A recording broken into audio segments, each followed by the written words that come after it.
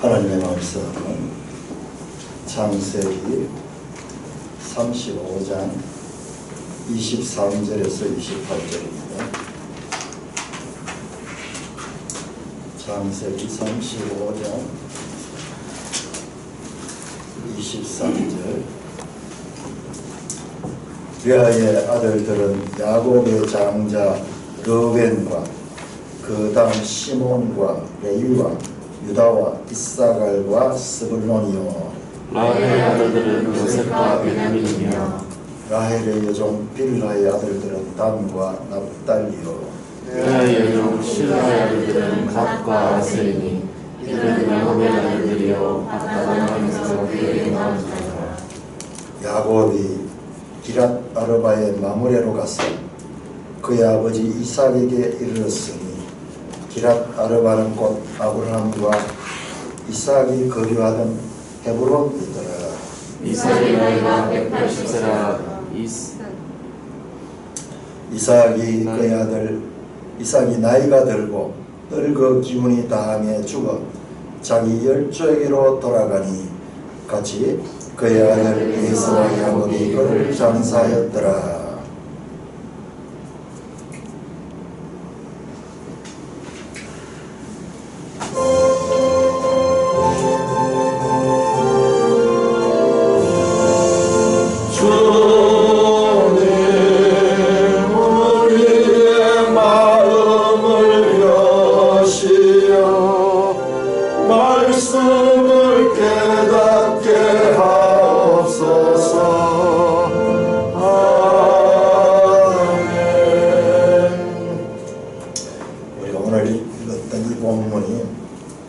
야곱이 주인공으로 등장하는 기사로서는 마지막 부분입니다.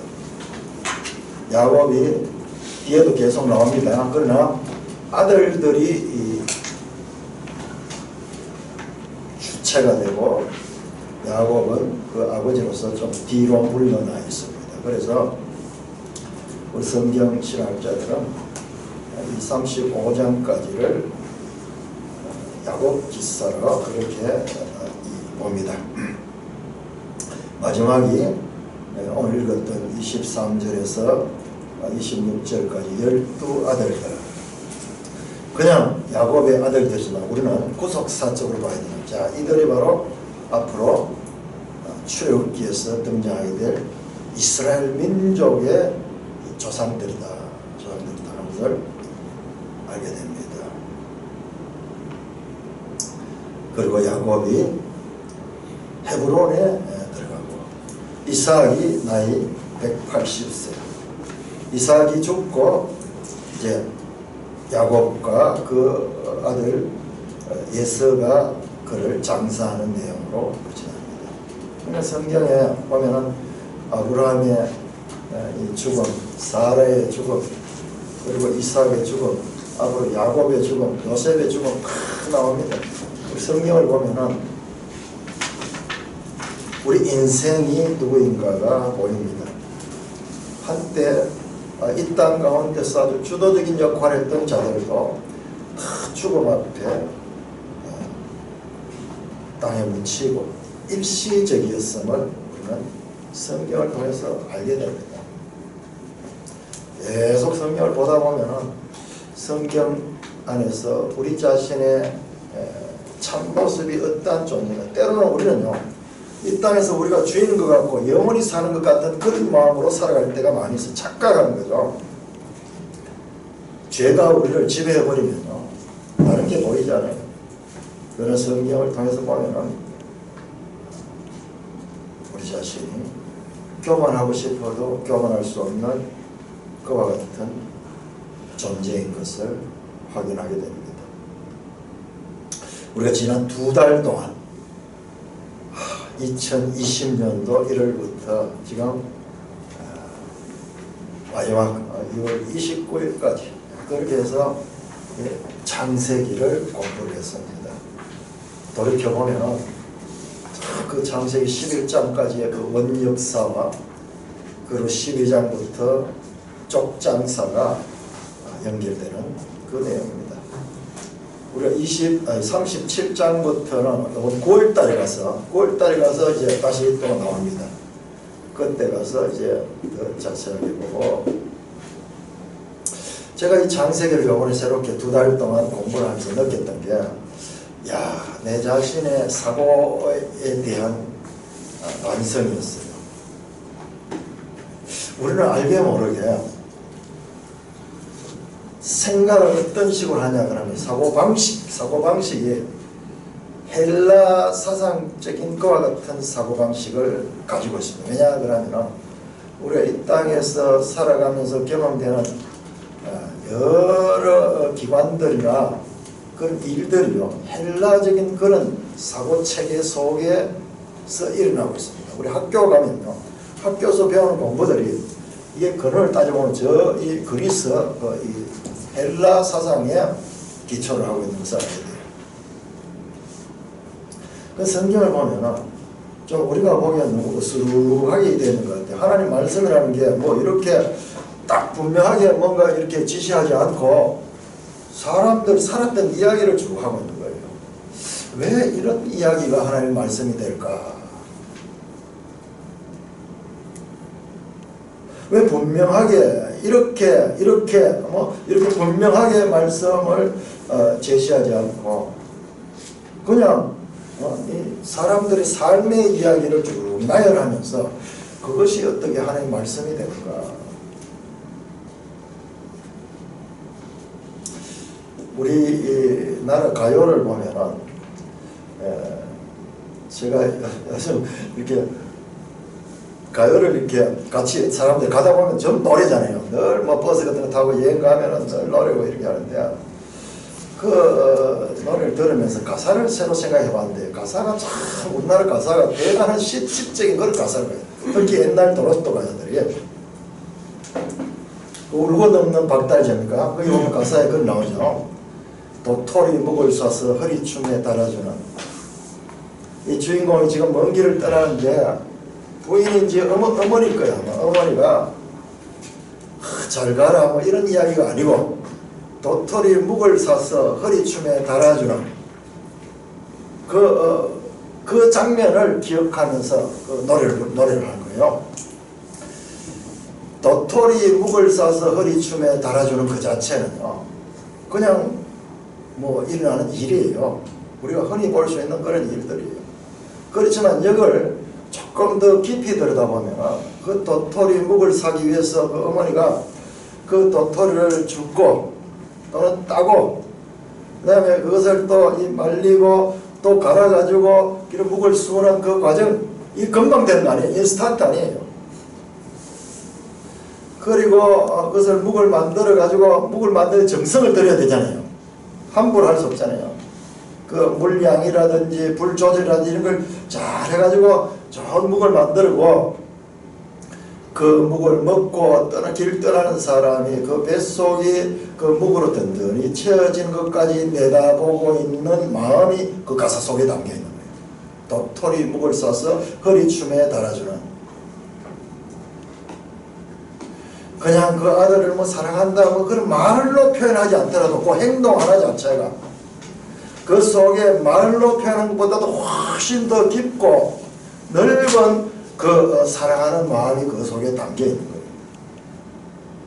요즘 가사들을 보면, 요즘 젊은 사람들 가사를 보면 되게 이 말초적이고 표면적이에요. 그저 사랑한다 하고 그것도 막 2번, 3번 반복하고 몸으로 흔들고 막 이렇게 하는데, 우리가 그런 면에서 보면 과거 우리 조상들이 살았을 때는요, 그것보다 은근하고 그 깊은 마음, 겉으로 표현하였지만은 마음과 마음으로 이어지는 그런 마음들이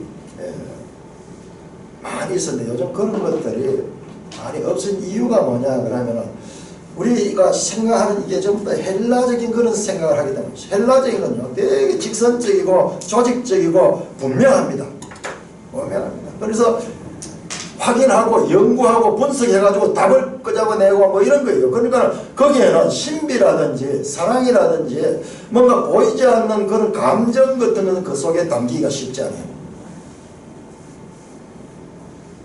저도 이 부분을 좀 더 깊이 공부를 해봐야 되겠다. 성경을 보면요, 신약 성경은 헬라어로 기록되어 있고 구약 성경은 히브리어로 기록되어 있어요. 특별히 히브리인들의 사고방식 자체가 이 헬라적인 사고방식하고 달라요. 그리고 성경을 볼 적에 이 히브리인들의 사고방식을 따라서 보면은 이 성경의 뜻이 더 제대로 깨달아질 것 같아요.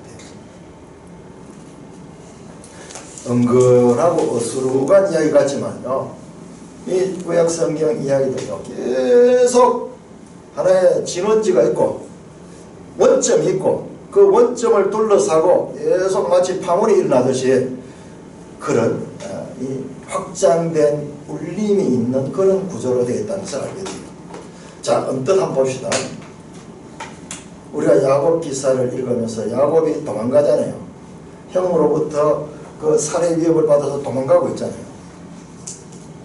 자, 이스라엘 백성들이요, 이스라엘 백성이 나중에 그 이스라엘에서 종으로 살다가 거기에서 애굽으로부터 이렇게 도망해 나옵니다. 출애굽. 야곱 기사 속에는 출애굽 기사가요, 그 속에 반영되어 있어요. 근데 모세 이야기도 보면 모세도 그 이 왕궁에서 그렇게 살다가 어떤 사건에 휘말려가 사람을 살인하고는 광야로 도망을 가는데, 야곱도 마찬가지로 자기가 잘못을 저지르고 그리고 그 집에서 보호받지 못하고 도망을 가는 거예요. 뿐만 아니라 모세도 도망가서 광야를 헤매다가 우물가에서 그 부인을 만납니다. 근데 이삭도 그랬고, 이삭의 경우도 우물가에서 또 이 리브가를 만나게 되죠. 더 확장시키면 다윗 기사를 보면 다윗 기사가 지금 야곱 이야기가 그 속에서 계속 올려나와요. 오늘 본문에 보면 르벤이라는 야곱의 아들이 그 첩과 동침했다고 되어 있는데, 이 다윗은요, 다윗의 아들 압살롬 둘 다 이 맞이에요. 압살롬이요, 아버지의 첩 열면하고 동침을 합니다. 그건 뭐냐 그러면은, 그래서 내가 아버지보다 더 권세가 있다는 그와 같은 암묵적인 표현이에요. 그 다음에 다윗 가정에도 그 이 다말이라는 그 딸이 암논이라는 배다른 그 오빠에게 강간을 당한 거예요. 우리 34장에 보면은 야곱이 그 딸 디나가 강간당하는 이야기가 나옵니다. 그때 그 야곱의 아들들이 그 사건을 알고 나중에 그 세겜 사람을 다 죽여버리는 그와 같은 피해 복수를 하는데, 그 압살롬도 그 암논을 죽여버립니다. 그 성경 이야기입니다. 그냥 지금 우리가 현재 이 앞에 펼쳐지는 그런 이야기를 보고 있지만요, 이것을 보면 볼수록 이 속에 깊은 뜻을 발견한 사람은 더 깊이 그 뜻을 알 수가 있는 것입니다. 자, 오늘은 우리가 25장부터 야곱이 출생하는 이야기 나왔고, 그리고 35장에 이제 야곱이 헤브론으로 돌아가지 오는 그와 같은 내용, 그 내용 가운데서 정말 중요한 내용들이 많이 있었습니다. 정말 중요한 내용. 오늘 이 시간에는 전체적으로 그것을 정리하면서 그 야곱이 지나왔던 장소, 그 장소를 중심으로 해서 한번 그 야곱 기사를 다시 한번 생각해 보고자 합니다. 자, 제가 보니까 한 9개의 장소가 나와요. 처음에 야곱이 출발했던 곳이 어디냐 그러면은, 야곱 출발했던 고향이 이 헤브론. 브엘세바도 있고 그랄 땅도 있고 이런, 그때는 전부 다 특별한 때 피해갔던 곳이고, 이 헤브론은 아브라함 때 그 땅을 샀던 곳이에요. 땅을 샀고 그 조상의 묘지가 있고, 오늘 본문에 보면 이 이삭은 헤브론에 살고 있었어요. 그래서 헤브론에서 출발해서 어디로 가냐면 두 번째로 이 하란을 가려고 하는데, 두 번째 장소는 베델. 28장에서 자, 그 아버지 집에서 도망가면서 첫 번째 이 노숙을 하면서 그 베델이라는 장소에서, 베델은 하나님의 집이라는 뜻이에요. 그래서 하나님이 그 자리에 나타나셔가지고 거기에서 야곱이 그 루스라는 땅인데 야곱이 이름을 새로준 이 벳엘이라고 그렇게 짓습니다. 세 번째 이제 마침내 하란에 도착합니다.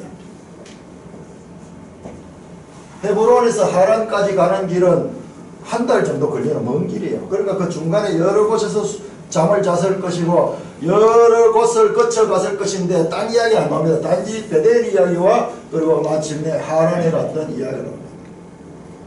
그 다음에 하란에서 다시 20년을 지나 여기서 20년을 지나면서 거기서 다시 도망쳐 나옵니다. 가족들과 그리고 많은 가족들을 끌고 도망쳐 나오는 것이 그 도망쳐 나와서 야곱이 의미 있는 그 장소 의미 있는 장소 그 많은 장소 가운데 마하나임이라고 해요. 마하나임.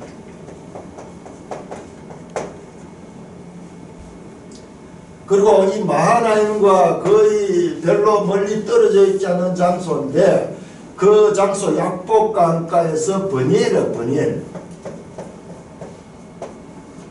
하나님의 얼굴 여기서 하나님의 천사와 씨름했던 그 장소 버니엘이 나오고 그 다음에 이 버니엘에서 여기 이제 에서와의 그 관계를 통해 가지고 두려움 가운데서 그 밤을 지내는데 거기서 문제가 해결됩니다.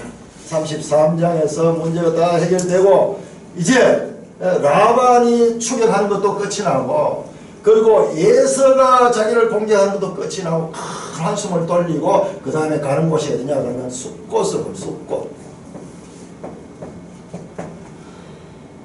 그 다음에 숫곳에서 그 다음에 가는 곳이 세겜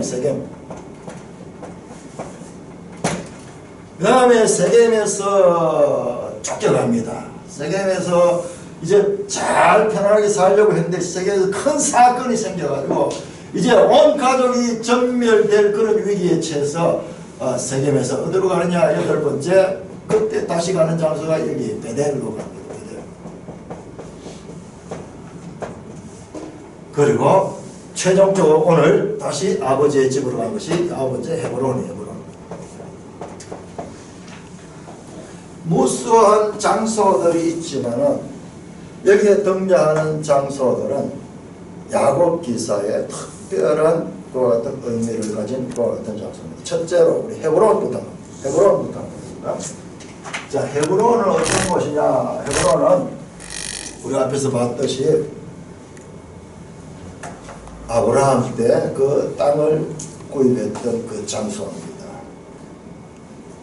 그리고 그 이전에 보면 아브라함 기사가 나온 처음에 보면 13장에 롯과 아브라함이 헤어질 적에 롯은 쭉 보고 동쪽에 그 소돔 땅 그쪽을 택하고 그때 이 아브라함이 남아있던 장소가 헤브론 산지 헤브론 산 13장 8절에 보면 아브라함이 장막으로 모여 헤브론에 있는 마므레 상수리 숯불에 이르러 거주하여 처음 아브라함이 정착하는 곳이고 그 다음에 나중에는 이 땅을 이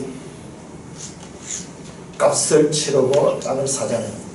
그리고 거기에 아브라함의 부인 사라를 거기에 묻고 자기 자신도 여기에 묻힙니다. 오늘 이 본문의 35장에 등장하는 이삭이 죽어서 묻힌 것도 이 장소, 이 헤브론 장소,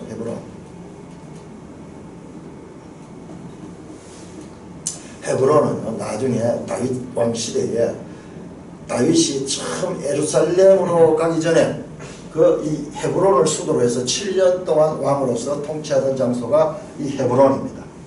이 당시에는 이 이름이 헤브론이 아니었던 것 같아요. 그래서 마므레 기랏 아르바락 하기도 하고 마므레 상수리 숲을 이야기가 자꾸 나오는데 이것은 헤브론의 의미는 나중에 그 의미를 이름을 붙였던 것 같아요. 자, 여기 고향에서 이 범죄를 하는 거죠. 형을 속이고 그렇게 했다가 이제 도망을 가서 두 번째로 가는 것이 벳엘입니다. 벳엘. 그 집안에서 자기중심적으로 야곱이 대단하잖아요. 그 자기 목표를 이루기 위해서는 속이기도 하고 훔치기도 하고 그렇게 해서 자기 중심적으로 살던 이 야곱이 자기 잘못으로 인해서 그 고향집을 떠나게 됩니다. 처량한 신세가 되었습니다. 잠잘 곳이 없어서 길가에 그냥 길에서 노숙을 하는데 그때 하나님께서 그를 찾아옵니다. 이게 28장. 여기에서 야곱은 자기 할아버지 아브라함 그리고 자기 아버지 이삭이 만났던 그 하나님을 만납니다. 자, 우리 28장 13절 28장 창세기 28장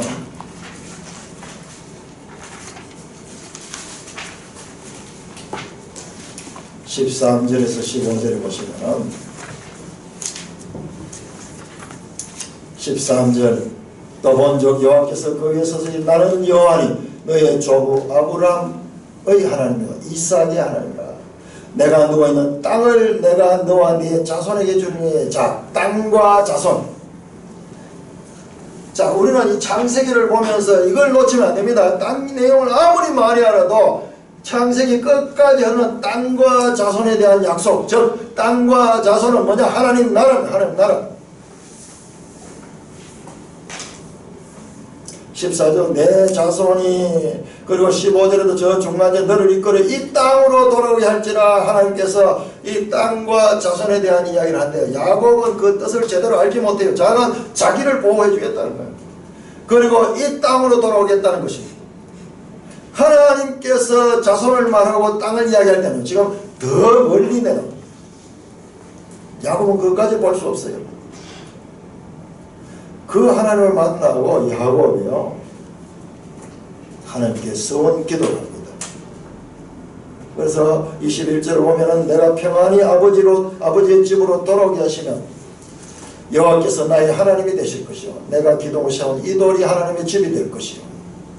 22절이죠. 하나님께서 내게 주신 모든 그 10분의 1을 내가 반드시 하나님께 드리겠나이다. 21절 평안히 돌아오게 하면은 내가 다시 이곳에 와서 이곳에다가 하나님의 집을 세우겠다. 이 돌 위에다 하나님의 집을 세우겠다. 이 벳엘이요, 벳엘. 그 다음에 10분의 1을 내가 반드시 하나님께 드린나이다. 이건 무슨 말이냐 그러면 10분의 1은 아직까지 모세의 법에 의한 11조가 생기기 전입니다.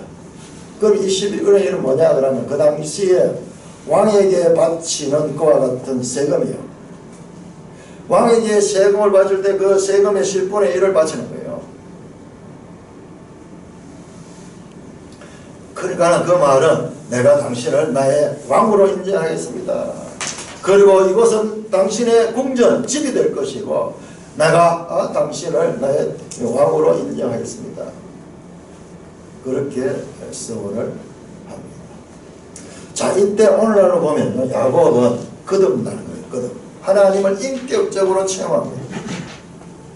이때까지는 자기 중심적으로 살던 야곱이요 그 하나님과의 만남을 경험하고 난 다음에 인생의 새로운 전기가 마련됩니다. 그렇지만요 현실은 똑같아요. 여러분 여러분들이 예수를 믿고 그야말로 새로운 생명으로 변화되었음에도 불구하고 아직까지 우리 속의 속사람과 그리고 우리 앞에 오는 환경들은요 변함없이 똑같이 일어납니다.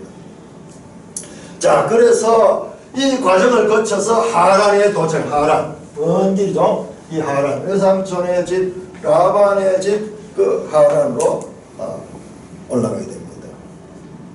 이 하란이라는 이름은 그냥 전통적인 지명이에요.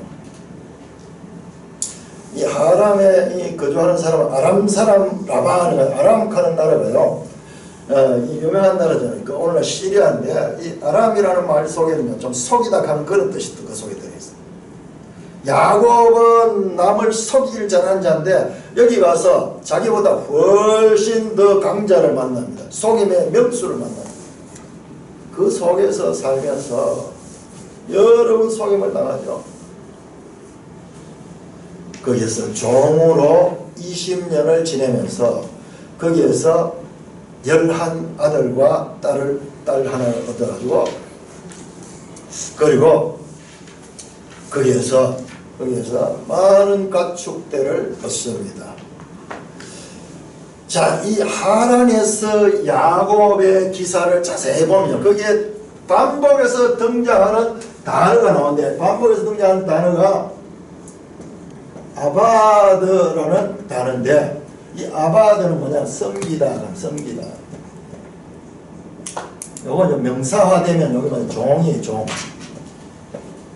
종살이를 하는 종살이. 그 본문을 자세히 살펴보시면은요, 29장 15절, 18절, 20절, 25절, 27절에 두 번, 30절, 30장 26절, 26절에 두 번, 29절, 31장 6절, 31장 41절. 전부 섬기다. 섬김을 받기만 하다가 또 남의 것이라도 해서 빼앗기도 해서 자기 것으로 취하는 그 야곱이요, 본의 아니게 섬길 수밖에 없는 그 환경 속에 몰아넣어집니다. 그것도 장장 20년 동안.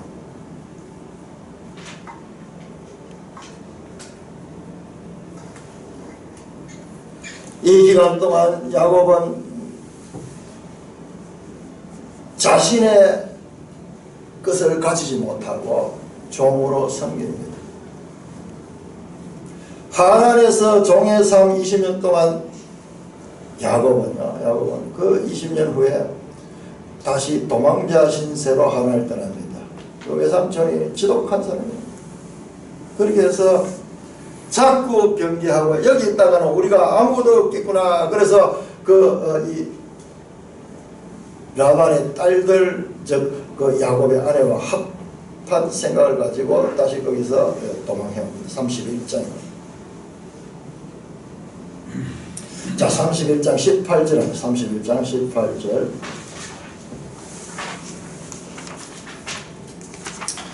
31장 18절 우리 같이 읽겠습니다. 시작. 그 모은 바 모든 가축과 모든 소유물 곧 그가 밭다발에서 모은 가축을 이끌고 가나안 땅에 있는 그의 아버지 이삭에게로 가려 할지. 자, 목적지가 있습니다. 자, 하란에서 나올 때에는 목적지가 가나안 땅, 아버지 이삭에게. 이삭은 지금 헤브론에 있습니다. 헤브론. 출발할 때 분명한 목적지를 가지고 그는 출발합니다. 자, 그렇게 해서 이 가족들과 많은 가축들을 이끌고 내려오는데, 그 과정에 라반이 나중에 이 사실을 알고 그의 군대를 이끌고 야곱을 추게 잡아가지고 죽이려고 왔었는데, 그런데 그 중간에 하나님께서 그 라반에게 말씀하셔서 라반이 야곱을 죽이지 못합니다. 그 라반의 마음이 풀어져가지고 나중에는 서로 평화조약을 맺고 이제 라반은 돌아가고 야곱은 다시 목적지를 향하여 돌아갑니다. 자, 네 번째 장소가 마하나임. 마하나임이라는 뜻은, 마하나 하는 것이 이게 군대라는, 군대 또는 진영 이런 뜻이고, 마하나임 할 때 이게 복수예요. 복수가 되면은 이중 군대 또는 두 군대 뭐 그런 뜻을 가지고 있어요. 자, 이제 라반의 공격은 끝이 났습니다. 그런데 앞으로 여기에 이제 고향으로 돌아가게 되면은 정말 처음에 그가 도망올 수밖에 없었던 그 에서가 군대 장정 400명을 이끌고 이 야곱을 찾아옵니다. 이 에서가 군대 400명을 끌고 찾아오기 바로 직전에 이 마하나임을 경험합니다. 32장 1절 2절을 보면은 하나님께서 하나님의 사자들을 보내주시면서 큰 군대를 보여요. 야, 하나님의 군대다. 그래서 두 군대가 있다. 그렇게 하면서 그 이름을 그 땅을 마하나임이라고 그렇게 불렀습니다. 우리 한번 지도 한번 볼까요? 그래서 111쪽입니다.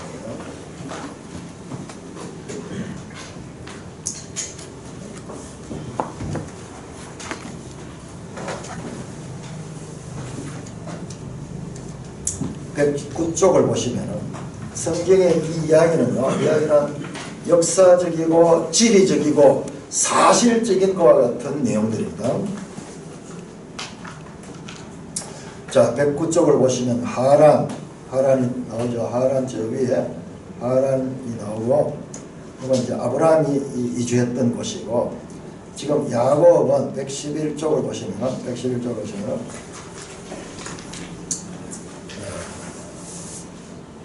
오른쪽에 보면 그 녹색 선으로 쭉 내려와서 지금 어디까지 왔느냐 그러면은 거기에 마하나임이라는 장소가 보이죠. 이 마하나임에서 에스를 만나죠. 에스를. 그럼 에스를 만나기 전에 이 마하나임에 이 경험을 합니다. 그렇지만 야곱은요, 두려움에 살려고 에스 소식을 들어보니 에스가 군대 400명을 끌고 자기를 죽이려고 온다는 그 소식을 듣고 두려움을 떨고 자기 방법을 가지고, 그리고 이 가축들을 때를 날아가지고 에스가 여기를 치면은 여기는 살 수 있도록 이렇게 하고 온갖 방법을 다 해서 이 에스로부터 그 에스의 죽임을 피하고자 노력하지만은 시간이 지날수록 점점점 두려움이 더 강하게 옵니다. 그때 자기 홀로 남아있을 적에 그때 어떤 사람이 와서 야곱과 씨름합니다. 그것이 바로 버니엘에서 32장 이 버니엘에서 씨름합니다. 버니엘은 하나님의 얼굴이라는 것 뜻입니다. 여기서 어떤 사람이 야곱의 이 환도뼈를 만지니까 환도뼈가 위골이 됐습니다. 그리고 거기에서 네 이름이 뭐냐? 야곱이니이다. 자, 이제부터는 이스라엘을 하라. 그러면서 그 이름을 바꾸어줍니다. 그 사건이 있고 33장에 보면 이제 에서와 만나게 되는데, 그 에서와 만나는데 너무나 뜻밖에도 에서가요, 그 말인지 낙타인지 거기서 내려가지고 동생아 찾아와서 서로 부둥켜안고 울고 있습니다. 울게 됩니다. 그 두려움 가운데 지냈던 시간들이 하나님께서 우리 본문에 안 나오지만 그 마음을 만져주셨어요. 그래서 이제 그 모든 위기가 끝이 납니다. 에서가 야곱에게 그러면 내가 사는 곳으로 같이 가자 그러니까 야곱이 형님 먼저 가세요 그러면서 나는 나중에 가겠습니다. 그래 하고 이제 에서와의 위기도 잘 넘기게 됩니다. 야곱은요, 혹시 그렇게 생각할 수도 있죠. 내가 전략을 잘 짜가지고 그래서 처음에 또 예물을 보내고 그 마음을 좀 흡족하게 한다면 그 다음에 두 번째 예물을 보내고 또 세 번째 예물을 보내고 이렇게 해서 형의 마음이 풀어졌다고 생각할 수도 있을 거예요. 그러나 뒤에 내용을 전체로 보면 하나님께서 그 에서의 마음을 풀어주시죠. 자, 그 다음에 장소가 33장 33장 17절 33장 17절 숫꽃이라는 숫꽃.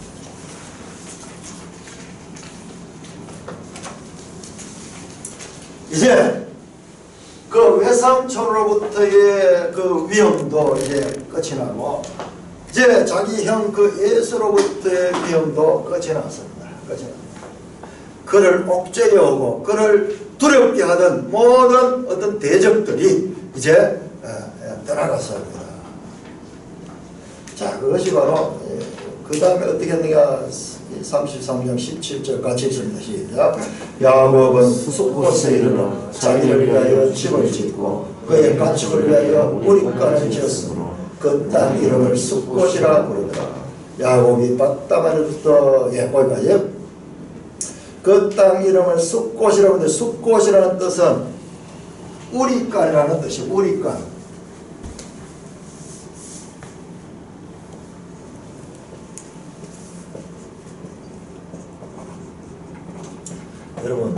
이 숲꽃이 한 절로 된대요. 이 내용을 자세히 보면요, 여기에 출발할 적에 하란에서 출발할 적에 이 디나라는 그 딸아이가요 아주 어린아이였어요. 근데 34장 넘어가면 디나가 이제 결혼 정년기가 됐어요. 이 숲곳에서 얼마나 시간을 보냈냐면 10년을 보내요. 10년.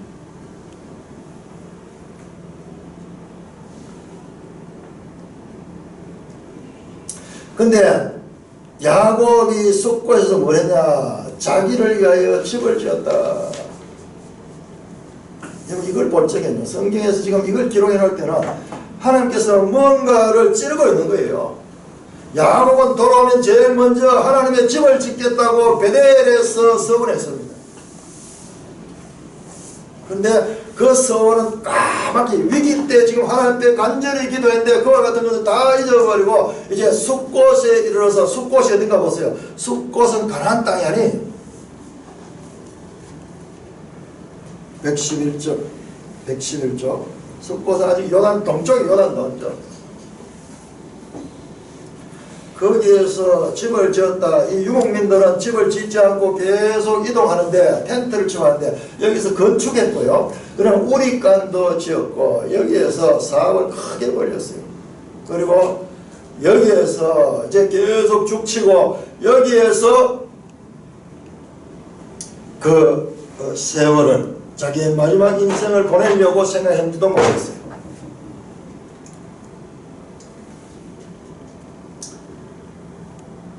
요단강이 이렇게 있고 숲곳은 여기입니다. 그러니까 요단 건너어야 있습니다. 여기에서 시간들이 10년이나 됐습니다. 근데 성경이 왜 이렇게 짧게 됐냐? 왜 이렇게 짧게 됐냐? 하나님의 관점에서 이 10년 기간은 별 의미 없는 시간이에요. 그냥 보통 사람들이 살아가는 삶을 그대로 살고 있는 거예요. 보통 사람들이 어떻게 삽니까? 많이 가지고 또 열심히 노력해가지고 재산을 불고 자식을 또 놓고 이렇게 해서 살아가는 그 삶을 살았던 겁니다. 이 야곱은 하나님의 택함을 받은 하나님의 백성입니다. 그렇기 때문에 그 10년이라는 기간은 하나님께서 관점에서 별 의미 없는 10년이에요. 그래서 한 절로 처리해버려요. 그러니까 우리가 읽다가 보면은 이 부분에 가서 막히는 거예요. 왜 이런 기사가 왜 여기 나오는가? 자, 여기 숲꽃이라는 이름도 어떻게 지었냐? 자기가 지었어요. 자기가 그냥 지었어요. 하나님의 관계가 전혀 없었습니다. 여기에서는. 우리간이라고 지었단 말이에요. 야, 목축하기 좋다, 여기 사업하기 좋다 그러면서 거기에서 그대로 눌러 앉아가지고 그렇게 했습니다. 그 다음에 오는 장소가 뭐냐? 숲곳에서 10년이 지나고 그 다음에 요단을 건너와서 세겜 땅에 머문 세겜 땅. 이제 무사히 가나안 땅으로 들어옵니다. 가나안 땅, 이 세겜 숲곳에서 이 세겜으로 들어옵니다.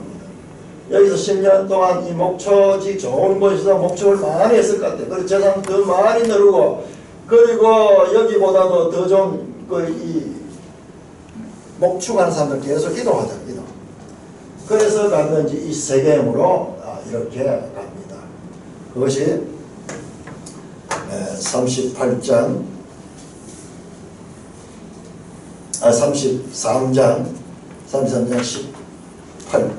18절로 자 18절 보세요. 18절 33장 18절에 보시면은 이와 같은 단어를 합니다.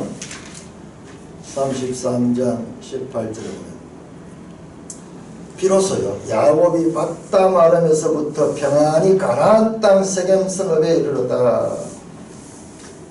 지금까지 지금 하나에서 계속 나와 있었잖아요. 그런데 이때까지 이걸 서질 않고 이제 밧담 아람에서 저 위에 밧담에 출발해가지고 가나안 땅 세겜 성읍에 이르러 평안히 왔다. 평안히 왔다.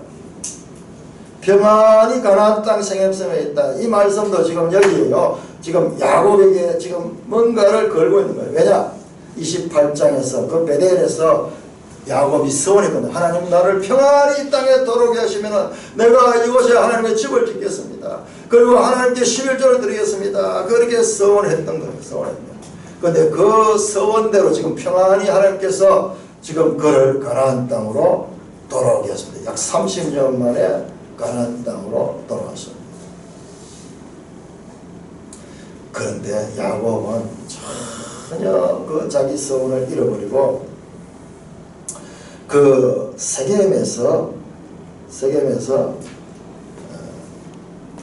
19절에 보면은 그가 장막 친 밭을 세겜의 아버지 하몰의 아들들의 손에서 백크시타에 사서하며 땅을 구입합니다. 땅을 구입한다는 것은 유목하지 않고 이제 그곳에서 정착하겠다는 것과 같은 뜻이지 않습니까? 숲꽃에서 10년 다시 가나안 땅에 들어와서도 그 아버지의 집이 아니라 세겜 이 당시에 발전된 도시고 그리고 잘 모든 이 환경들이 조성되어 있는 그 세겜 거기에서 정착하게 됩니다. 그 34장 이야기를 보면 34장은 전체 다가 뭐냐 그러면 이 세겜 땅에서 야곱의 딸 디나가 그 땅에 세겜의 추장 아들에게 강간당하고 그 추장 그 아버지 그 하몰이 와서 그렇게 하면서 사정을 하면서 그렇게 서로 둘이 혼인관계를 맺자고 그렇게 하는 내용들이 뜻밖에도 길게는 별거 아닌 사건 같지만 그것이 자세하게 나와 있어요. 자세하게. 그런데 이 내용을 자세히 보면요, 이 세겜 땅에 있는 이 세겜과 그 아버지 하몰이 아주 신사적이에요. 이 하몰은 그 세겜 땅의 왕입니다. 비록 그 아들이 잘못했지만 그 잘못을 그냥 무시하지 않고 그 잘못을 탕감하기 위해서 책임적으로 보상을 할 것들은 다 할 것이고, 그 다음에 그 세겜 이 청년 자체도 그 딸에 대한 진짜 사랑하는 마음을 가지고 있다는 게 계속 나옵니다. 그런데요, 그 야곱의 아들들, 이 디나의 오빠들은 특별히 이게 지금 레아의 아들 딸이거든요. 디나도 레아의 딸이고, 시몬과 레위, 둘째, 셋째, 레아의 아들 가운데 큰 아들이 르벤이고, 그 다음에 레아, 이 시몬과 레위, 이 두 오빠를요, 계략을 꾸며가지고, 그 세겜족에게 너희들 만약에 여동생하고 결혼하려고 하거든 너희들 다 할례를 해야 된다. 할례를 해가지 않으면은 딸을 줄 수 없다. 여동생을 줄 수 없다. 그렇게 속여서 다 할례를 행하게 합니다. 할례를 행하고 사흘이 지나가지고 아직 가장 통증이 심할 적에 그때 야곱의 아들들이 이 세겜 땅에 가서 이들을 죽여버립니다. 그 내용을 보면 피비린다는 거예요.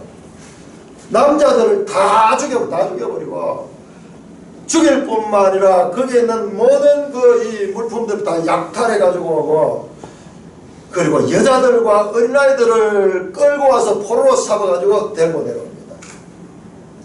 물론 세겜의 그 아들이 세겜 땅의 이 왕자가 잘못했던 원인을 제공했지만요, 그에 대한 보복은 엄청난 보복으로 다가오고 있습니다.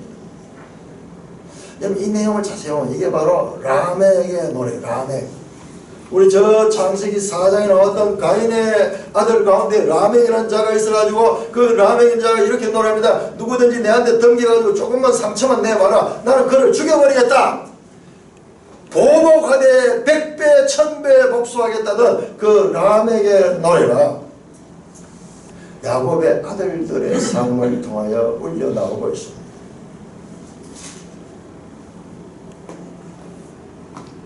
엄청난 사건이 나고 있습니다. 그러니까 야곱은 이 아들들은 혈기에서 그와 같은 일을 했지만 야곱은 이제 앞으로 닥칠 일을 생각하니까는 이제 이 낯선 땅에서 그 세겜과 더불어서 같은 이 여러 부족들인데 그들이 이 사실을 알면은 우리를 죽여버릴 것이라는 그 두려움에 사로잡혀가지고 있습니다. 자, 34장.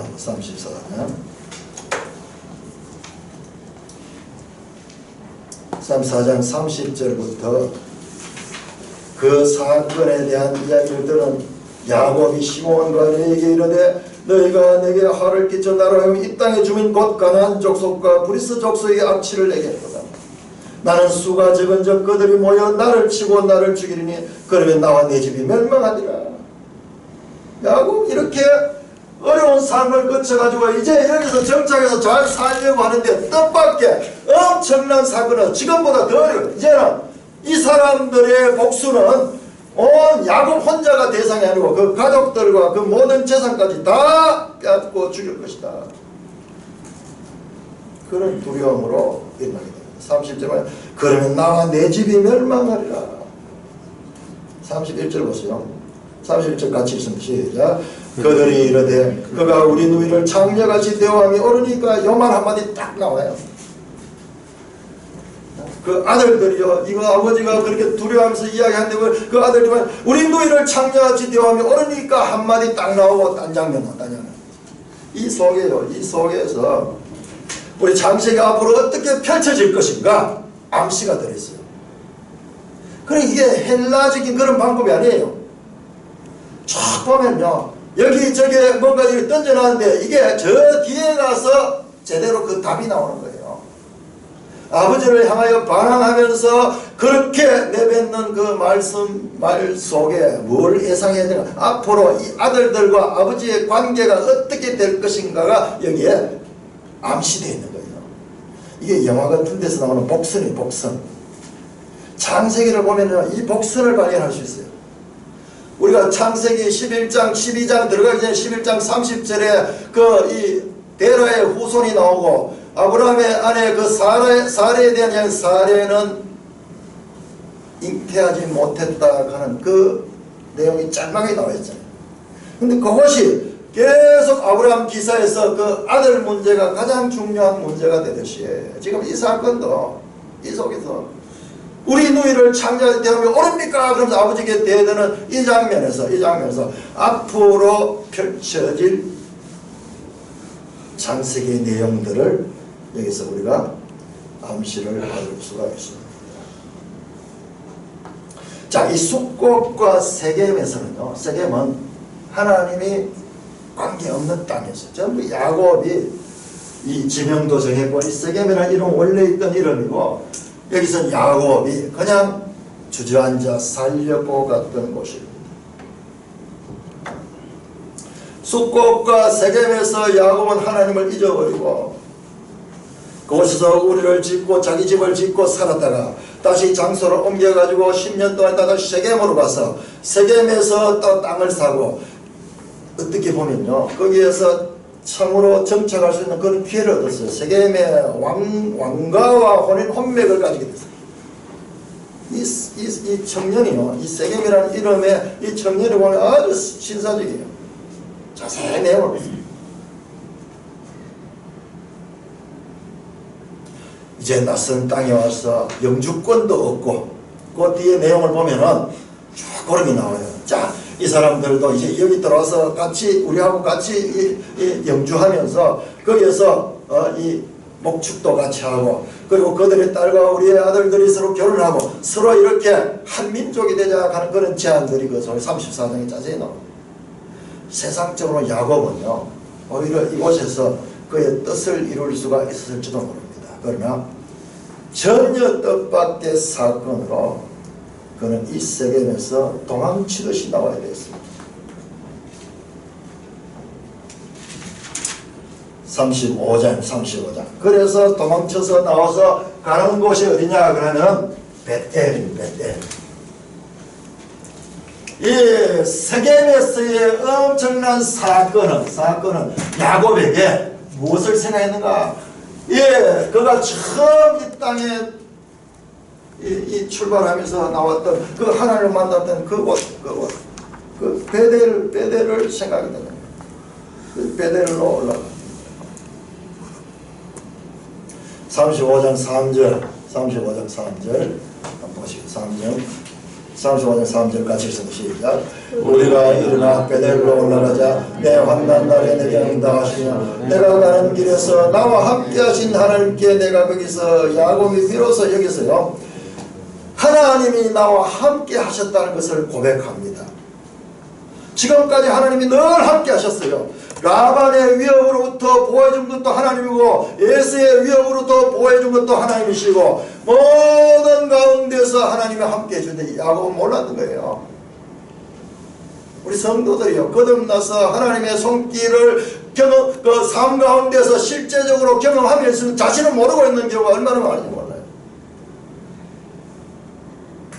이와 같은 큰 사건은 그로부터 깊은 생각을 하게 하고 그것이 하나님이 지금까지 나를 지켜주시고 보아주고 돌이켜보니까 내가 하나님께 서원하고 하나님에 대한 약속을 까맣게 잊어버리고 있구나.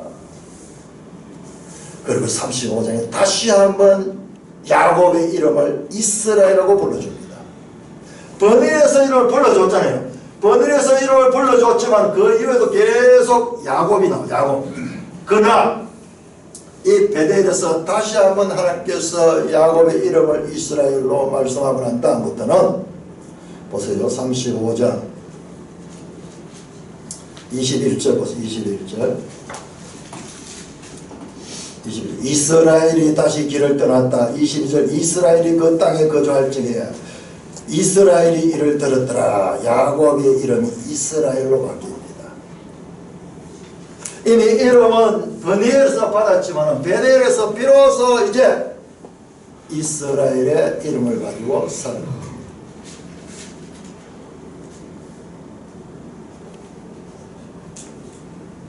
이 베델에서 야곱은 많은 죽음을 경험합니다. 먼저 그 자기의 어머니의 유모였던 드보라의 죽음이 거기 35장에 나옵니다. 그 어머니 리브가는 어떻게 된지 소식이 없어요. 리브가가 이미 죽었는 것 같아요. 그 유모의 죽음과 리브가의 죽음이 같이 겹쳐지면서 그곳에서 죽음을 당하게 되고 오늘 우리 성찬할 때 봤을 적에 여기서 떠나 나오면서 그가 가장 사랑하는 라헬이 죽습니다. 그리고 오늘 본문의 이삭도 죽습니다. 육의 파쇄와 영의 멸망. 육적인 생명이 이제 죽고 새로운 생명이 되니까는 과거 그를 지탱하고 있던 그런 그 생명들이 하나하나 떠나가는 뿐만 아니라 베냐민이 탄생하면서 12지파의 조상들이 완성됩니다. 이와 같은 사건, 사고, 험악한 세월 가운데도 야곱을 통하여 하나님은 계속해서 함께 하시고 야곱을 통하여 하나님의 뜻을 이루어 가시고 있습니다. 35장 27절. 자, 그런 관점에서 이 본문을 다시 한번 읽읍시다. 35장 27절. 시작. 야곱이 기랏 아르바의 마므레로 가서 그의 아버지 이삭에게 이르렀으니 기랏 아르바는 곧 아브라함과 이삭이 거주하던 헤브론이더라. 다시 이 헤브론으로 돌아왔어요. 우리 매일 성경 보면은 베델에서 베델까지 그런 제목으로 나와 있는데 사실은요 헤브론에서 헤브론이에요. 베델이 최종 목적지는 헤브론. 여기에 관한 깊은 의미는요 우리 신약 성경을 통해서 알게 된다. 헤브론이라는 뜻은요 그 장세기 장소고요. 장세기 헤브론에서 시작해서 지금 헤브론으로 지금 마감이 되고 여기에서 이삭이 떠나고 이제 야곱이 그 이 하나님의 언약의 대상자로서 야곱이 이제 혼자 남게 됩니다. 언약 갱신이 됩니다. 아브라함도 지나가고 이삭도 지나가고 이제 야곱이 그 언약을 이어가는 언약 대상자로서 등장합니다.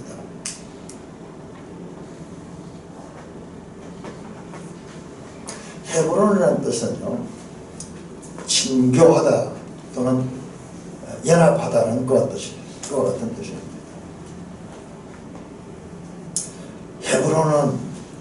헤브론은 하나님과 친교할 뿐만 아니라 다른 지체들과도 친교하는 이게 교회를 암시하는 것과 같은 의미를 가지고 있습니다. 임마누엘 하나님, 하나님이 함께 하시고, 하나님이 함께 하시고, 그리고 그 하나님과 교통하고, 그리고 그 이웃들과 교통하는 이와 같은 삶이 그 헤브론에서의 삶입니다. 하나님이 함께 하시고. 자, 우리 이 야곱 기사, 지금 아브라함과 이삭과 야곱 기사를 통해서 우리가 놓치지 말아야 되는 것은 뭐냐 그러면은 이 모든 것을 통해서 하나님은 땅과 후손에 대한 약속입니다. 땅과 후손에 대한 약속.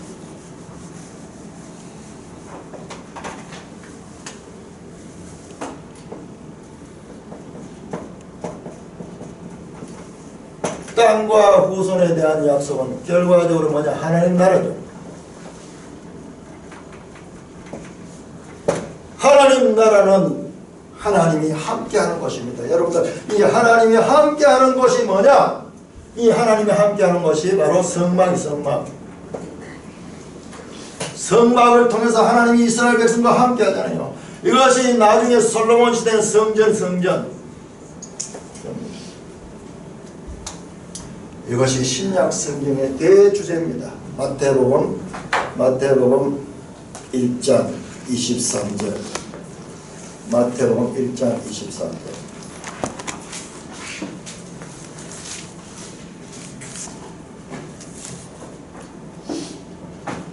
같이 읽습니다. 마태복음 1장 22절. 보라, 처녀가 잉태하여 아들을 낳을 것이요 그의 이름을 임마누엘이라 하리라 하셨으니 이를 번역한즉 하나님이 우리와 함께 계시다 함이라. 자, 마태복음 제일 마지막 장 마지막 절 펴보세요. 28장 20절.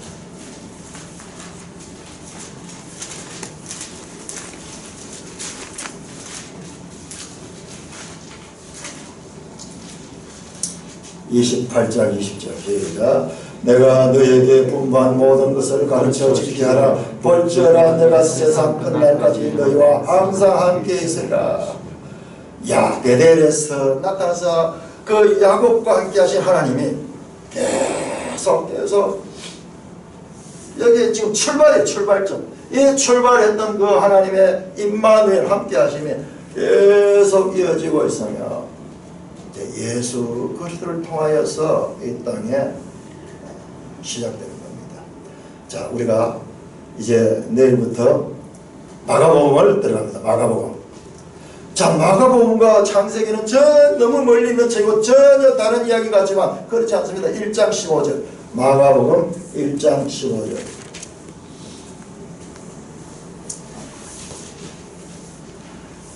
마가복음 1장 15절.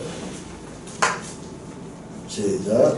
이러시되 때가 찼고 하나님의 나라가 가까웠으니 회개하고 복음을 믿으라 하시더라. 하나님의 나라가 왔다. 하나님의 나라가 왔다. 바로 여기에서 시작된 그 나라가 이 땅에 임한 것입니다.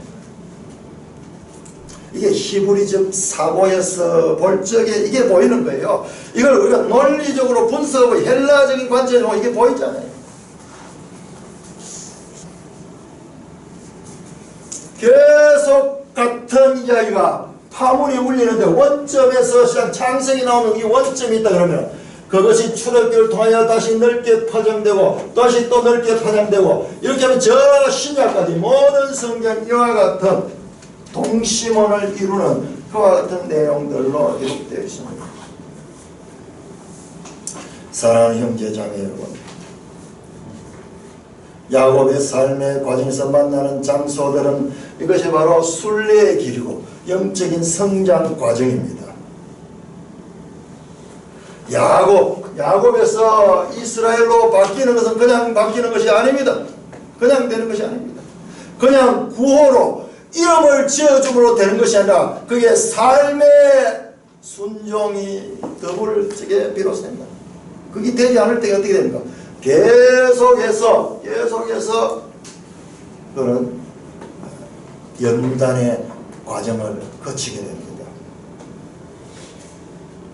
야곱의 삶이 보여주는 것은요, 단순한 야곱 이야기가 아니라 저와 여러분들 하나님의 자녀들의 삶 가운데 하나님이 어떻게 함께 하시고 어떻게 만들어 가시는가. 여기 전부 야곱이 전부 만들어졌어요. 하나님께서 개입하셔가지고 야곱을 그렇게 몰아가셨습니다.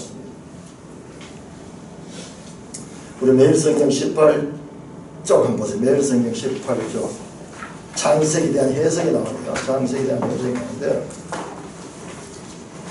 19쪽 제일 밑에 오른쪽 밑에 보면 야곱 이야기 나오죠. 27에서 36장까지 되어 있죠. 야곱만큼 바람만장한 삶을 산 사람도 없을 것이다. 쭉 나오면서 그 다음 20쪽 첫째 줄 둘째 줄 같이 읽습니다. 시작. 그래서 야곱 인생의 한 부분은 반면교사로 삼고 다른 한 부분은 정면교사로 삼아야 한다. 야곱 이야기는 우리에게 거울이에요. 우리가 이런 부분은 배우지 않아야 되겠다. 이런 부분을 우리가 배워야 되겠다. 이 야곱 기사는 우리에게 이와 같은 의미를 가지고 있는 것입니다. 그래서 야곱 기사가 가장 길게 나온 거예요. 자, 우리는 누구든지 태어나면서 야곱으로 태어납니다. 이건 뭐냐? 천년적인 생명. 우리 지금 가지고 있는 이 목숨을 가지고 태어납니다. 이 목숨을 가진 사람들은 이 죄가 있기 때문에 이 죄는 어떻게 하냐? 항상 자기중심적, 자기중심적. 자기 목적을 위해서 수한 방법을 가르치고 모든 것은 자기중심적으로 생각하는 이것이 바로 천년적인 생명입니다. 이를 성경은 신약 성경은 이 답이 나옵니다. 이게 바로 육으로 난 것이다. 육으로 난 것은 육이요 영으로 난 것은 영이니. 그러면서 두 가지 출생에 대해서 신약 성경은 말씀하십니다. 세상 사람들은 전부 다 이 육으로 난 이 생명밖에, 그래서 죄인인 거예요. 죄인. 그러나 택함을 받은 하나님의 백성에게는 이 육으로 난 생명이 영으로 나는 생명이 있습니다. 영으로 난 생명, 이것이 바로 우리가 거듭남이라고 말하고 또는 중생이라고도 말하고 또 새 생명이라고 말하고 영어 성경에는 born again, 다시 태어난다.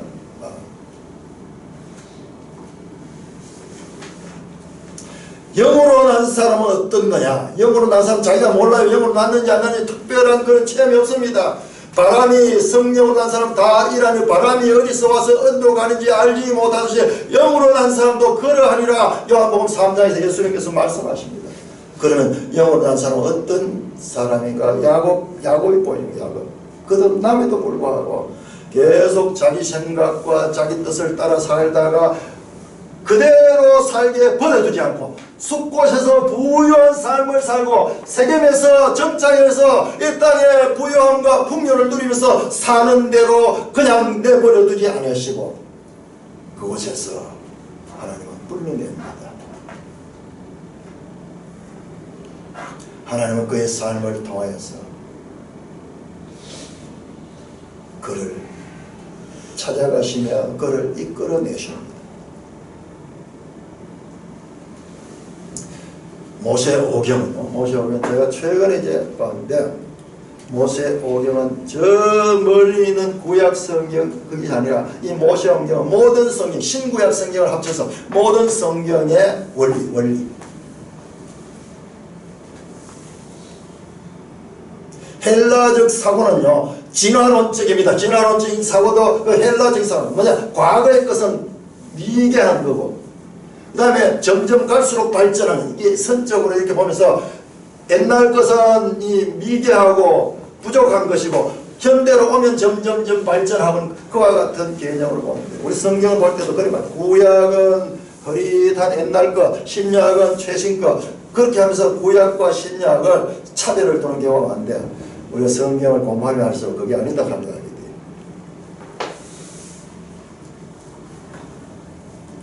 야곱 이야기 속에 오늘 우리의 삶을 다루시는 하나님의 이야기가 여기에 들어있는 겁니다. 모든 성경의 원리요 우리 인생길의 원리인 창세기를 통해 제시하신 하나님의 뜻 가운데서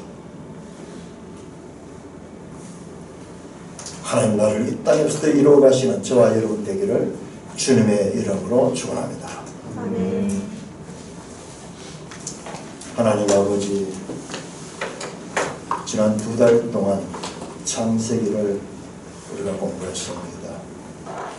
참으로 이 하나님 뜻을 발견한다는 것은 그냥 읽어서 되는 것이 아니라 그야말로 그 말씀에 생명을 걸고 그 말씀으로 들어갈 적에 비로소 그 깊은 뜻들이 계시됨을 맛보았습니다.